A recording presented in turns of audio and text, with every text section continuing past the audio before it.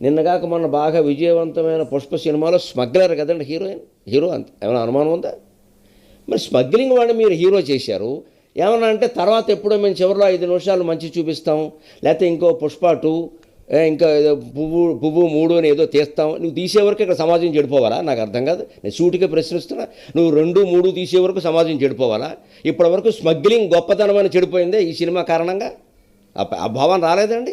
పైగా స్మగ్లింగ్ చేసేవాడు తగ్గేదేలే అంటాడా? అది పెద్ద ఉపనిషత్ సూక్తి అయిపోయింది వేళ. ఇప్పుడు దాన్ని ఏమంటాడు కుర్రాడు కూడా, ఎవరన్నా గోమ్మె కొట్టి తగ్గేదేలే అంటున్నాడు. దీనికి ఎవరు కారణం అండి? మరి నాకు కోపమే వస్తుంది. ఎందుకు రాదు? జరిగింది చెడు అయినప్పుడు కోపమే వస్తుంది. ఆ హీరోని కానీ ఆ డైరెక్టర్ని కానీ నాకు సమాధానం చెప్పనని కడిగేస్తా, మొత్తం కడిగేస్తాను, అనుమానమే లేదు. ఈ డైలాగ్ వల్ల ఏమైందంటే సమాజంలో నేరాలు పెరుగుతున్నాయి. తగ్గేదేలేని ఎవడనాలి? హరిశ్చంద్రుడు లాంటి వాడు అనాలి, శ్రీరామచంద్రుడు లాంటి వాడు. ఒక స్మగ్లర్ వాడడం ఏంటండి ఆ డైలాగు?